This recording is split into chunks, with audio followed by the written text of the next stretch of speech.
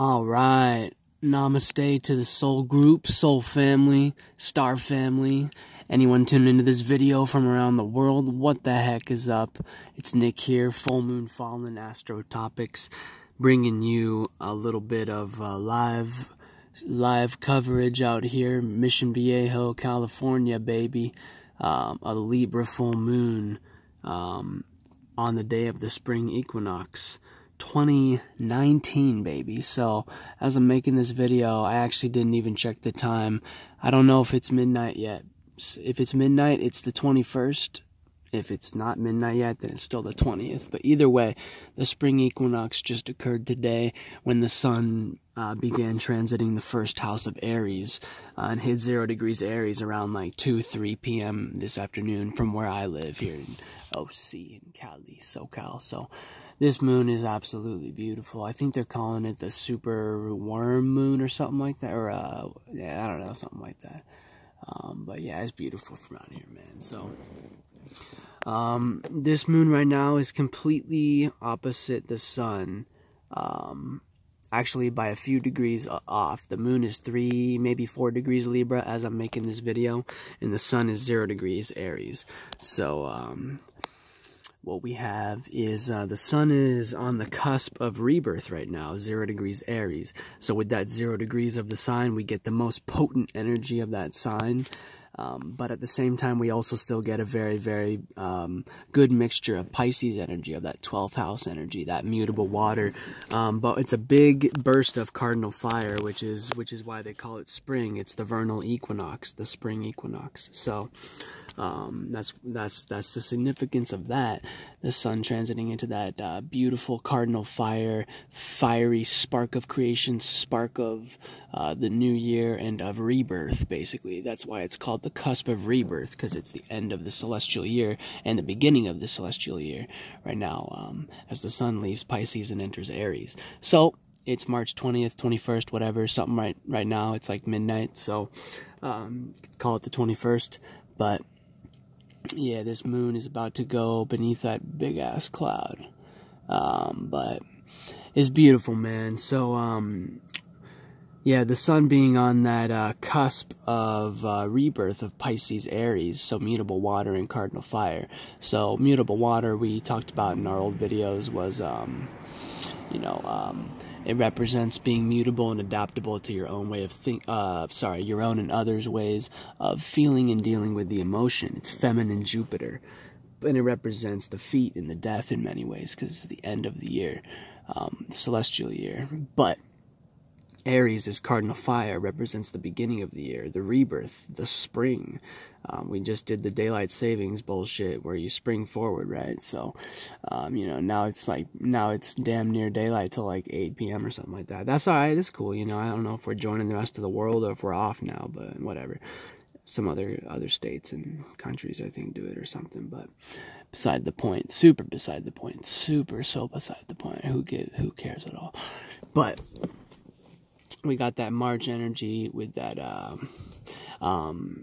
with the sun being there on that cardinal fire cusp now finally entered the first, transiting the first house of Aries. Cardinal fire representing the spark of creation, representing initiating and creating new ways of how to see and feel, right? So this is where you get the masculine side of Mars, as well as the exaltation of the sun, the highest heaven for the sun, because Aries represents the head area of the being that we live in, of the 360-degree ecliptic.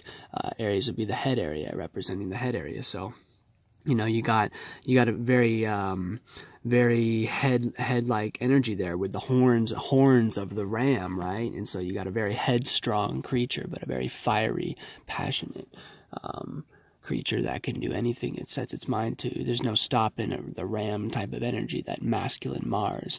Mars representing and ruling over our passion, motivation, willpower, desire, warlike energy, and sex in many ways, particularly for men. Natural ruler of men here on Earth would be Mars. Men are from Mars, women are from Venus. But yeah, we got some crazy transits going on right now.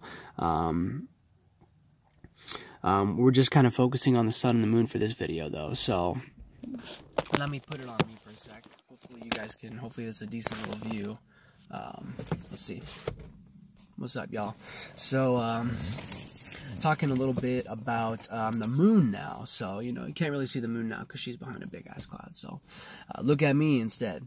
So, you know, so the moon is opposite the sun completely right now. And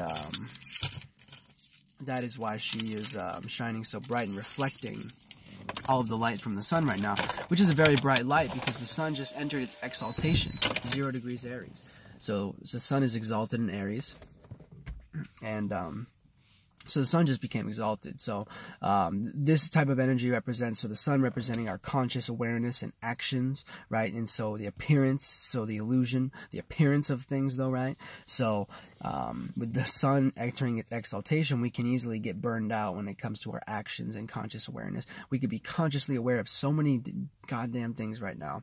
So many sexual pleasures, so many sexual desires, so many, any type of desire, so anything that has to do with work, that has to do with career, that has to do with, but deep actual passions, but fiery energy, motivational energy, and these types of things. But at the same time, even though we have the sun here in exaltation of Aries, the ruler of Aries, which is Mars, is in Taurus in detriment. So Mars is not digging it right now, 23 degrees Taurus right now. So it's about to hit that demon star Algol, Beta Perseus. If you don't know about it, dig it. It's the Gorgon Medusa's head that Perseus used to turn the sea monster Cetus to stone in order to save the princess Andromeda, the princess of the royal family Andromeda, so that he could marry her, and you know, that type of deal. So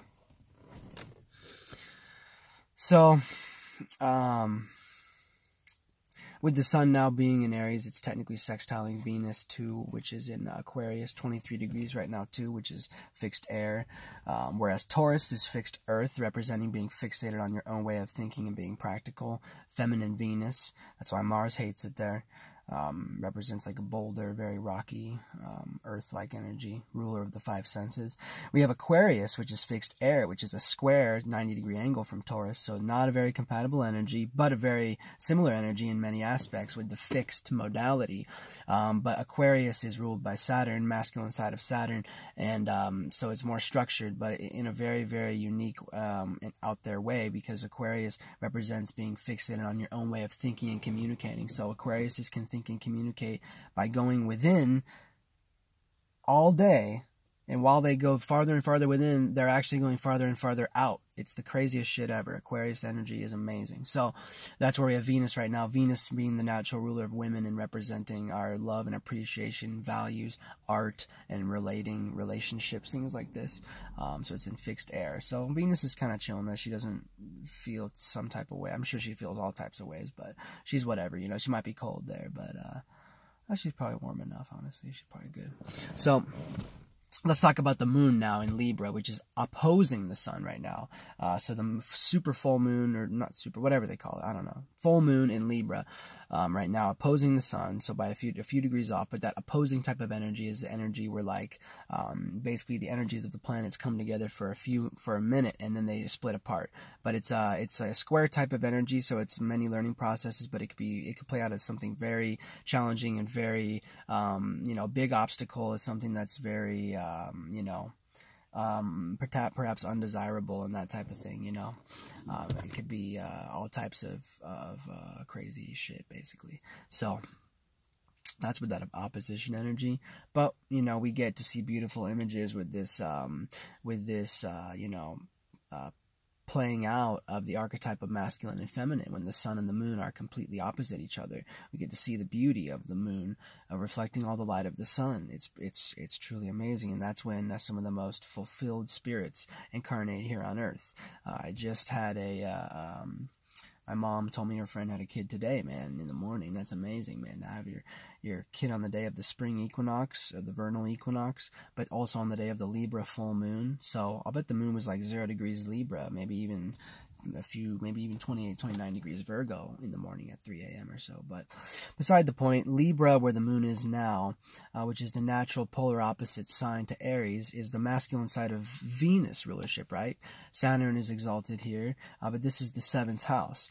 And so we're talking about cardinal air with this element and modality here. So it's the 7th house cardinal air, which represents initiating and creating new ways of how to think and communicate, right? But it's a very relationship-based sign. It's feminine Venus, so Venus deals with relationships directly. That's why you have the scales. Libra is the only sign in the zodiac not represented by a living symbol. It's the scales, right? It represents basically the balance of the zodiac. That's why it's the 7th house. We got the 12 signs. The 7th house is right in the middle between Virgo and Libra. Basically, you got balance of the zodiac. But all the cardinal signs and mutable signs in many ways, you know, share axes and that types of things, different angles. The angles are crazy, man. But with that, the moon being there, some of the fixed stars in this area right now for where the moon is here in Libra. Well, actually, before we get to the fixed stars, let's talk about the moon a little bit, and then we'll talk about a couple of the fixed stars, because I was just checking that out on Constellation of Words. Amazing, beautiful. The moon represents our subconscious awareness and our reactions. So this is what people are reacting and responding to and feeling with right now. With a full moon, it's a very, very drastic effect here on Earth. I was just at the beach, Laguna Beach, a few hours ago. Not even that long ago, like an hour, maybe an hour and a half, 2 hours ago. And man, the water is crazy right now on the full moon, man, when the moon is pushing and pulling those tides at a maximum capacity.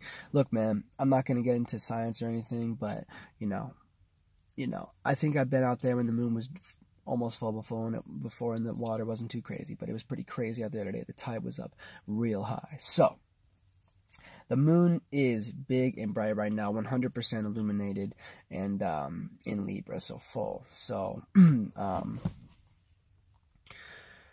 man, the moon being very, very, very significant, the most significant here, representing basically the world that we're living in. That's why, at the moment, currently, that's why it's what we're reacting and responding to, because it's the world we're living in. It's the looking glass that we're using to look into the cosmos, basically, and they're looking back at us through that. It's like an optical, you know, whatever, something, right now we have the moon in 3-4 degrees Libra, which is giving us that beautiful cardinal air Libra energy, 7th house, which is dealing all with relationships and partnerships and these types of things. We have some really cool fixed stars in this area, some of which are in Argo Navis, the ship Argo Navis, I believe Iota Carina or something like that. 4 or 5 degrees Libra, I think it's 5 degrees Libra. And then we also have a couple of Draco stars. We have Notice 1 and Edasich. So we have Notice 1 is, I believe, 3 degrees Libra, and that's more in like the, it's a little past the gut. It's kind of like between the gut and the tail area of the dragon, of Draco. The Draco constellation. And then we have Edasich, which is more closer toward like the gut and closer up toward the heart area. Actually, no, my bad. Edasich is definitely toward the tail, closer toward like Thuban, which is the alpha star in Draco, former pole star. But, you know, so those are some interesting, you know, Draco gives that Mars-Saturn nature of penetrating mind and artistic ability and psychic abilities, all these types of things. Draco is very, very significant energy force, and a very large constellation and large significance and influence here in our realm, in our galaxy. So I believe there's also some stars here that are from the Virgo constellation too. I think Eta Virgo and stuff like that. I don't know. Taurus, is that the name? No, Taurus, that's the one in Argo Navis, but the one in Virgo is Zanaya, something like that. I think so. Yeah, I want to say something like that. I think it starts with a Z for sure. But anyway, we got some stars from Virgo there too, which is giving us that, you know, mercurial. Sometimes there's Jupiter, Saturn, and other planet influences there, but there's definitely a lot of Mercury, almost always, depending on which star it is. But actually, the moon, you know, we got some other stars in Virgo, such as Vindamiatrix, which is a famous star known as the Divorce Cluster or the Widowmaker Cluster, right? I don't know exactly where it is in the Virgo constellation, Virgin Maiden. I think it might be in like the left arm or the breast or something. I'm not quite sure, but it's in about, I think, 9 degrees Libra right now, so maybe 10, 8, 9, 10. But that is, I'm trying to remember, it might be like Epsilon Virgo, I think it is. But that's an interesting and considered a very significant fixed star cluster in Virgo. And so a lot of these Virgo fixed stars have ended up here in the 7th house of Libra due to the natural precession of the fixed stars, 1 degree every 72 years. So for most of the stars, that is. But, you know, that's just a good way of calculating it. But yeah, man, so I don't know how long this video is. Let's see. Okay, it's already 15 minutes. So I want to talk about a couple more transits real quick just because we can. We have something very significant that I realized is coming up is we are enduring an incredible Saturn and Pluto conjunction here in Capricorn, which is very significant. Saturn representing our structured stability and ability to place boundaries and gain boundaries and restrictions in our life, these types of things. This is Saturn type energy, very hard, restrictive type energy. You know, many rings, many moons, much experience, very hard and dense. That's the type of Saturn. And we have Saturn in Capricorn in his feminine rulership. He loves being in Capricorn, that cardinal earth energy of initiating and creating new ways of how to think and be practical. That's cardinal earth, Capricorn, the 10th house.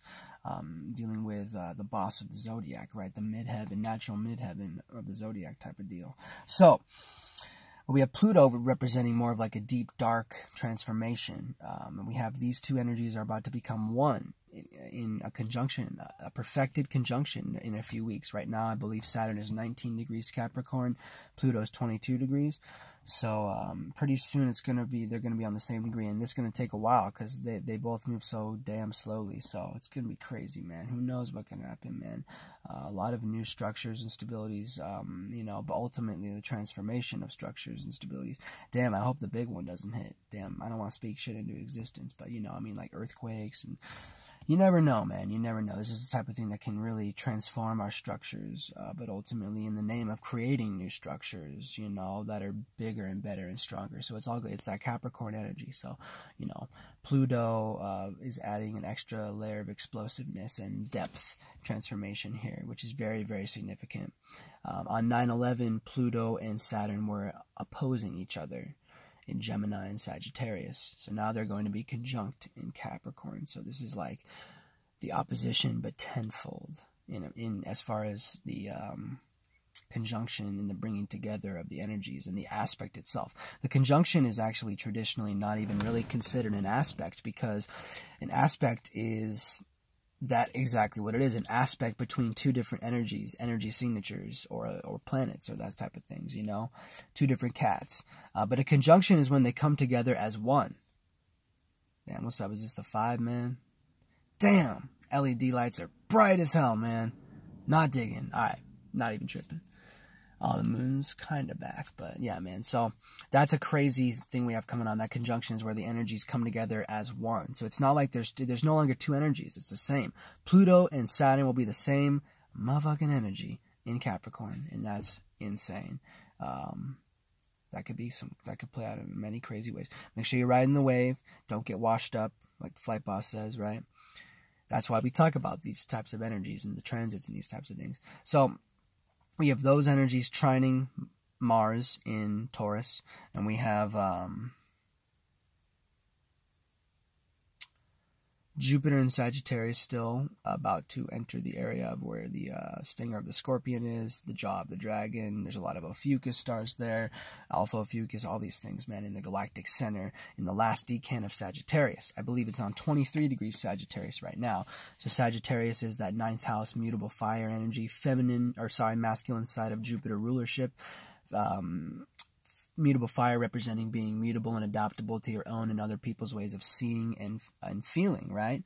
So very philosophical energy. We have that sextiling Venus, giving us that 60-degree angle, that opportunity between Venus and Jupiter. That's cool. If you don't know those energies by now, that's, you know, dig it. Figure it out. Because I got to move on. Mercury is still in retrograde in Pisces, about to go damn near perfected conjunction with Neptune again, only a few degrees away now.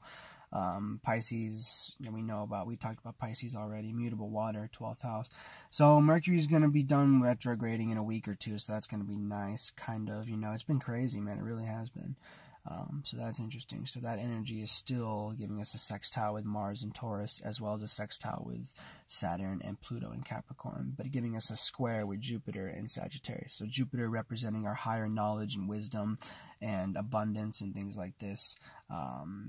Basically being the polar opposite of Mercury, which deals with our thinking and communicating, and intellect. So Mercury will be the left side aspect, Jupiter the right brightness aspect, being more of that imagination, creative abundance, these types of things. Mercury being more of the structured, just cerebral, intellectual type of, the thinker type of thing. Not that Jupiter's not a thinker, but all right, man. I think that's probably going to finish it up for now. We still got the other planets. Neptune in Pisces. We got Uranus in Taurus, 0 degrees. Neptune 16 degrees Pisces. I think that's good, though. I think we got it all basically right. So, hey, man, hope you dug the video. Moon's crazy tonight. Go out and do some moon gazing tonight on the full moon. Go to the beach. Do your thing, man. Love y'all. Thanks for tuning in, man. It's Nick here. Full Moon Fallen Astro Topics. Y'all know what it is. Hey, man. Birthday's coming up. Scorpio full moon's coming up. Next full moon, baby. It's gonna be my time. But actually, I'm gonna probably stay home because I'm gonna be way too powerful. So, we keep it good. Hey, love y'all, man. Namaste. Soul Group, Soul Family.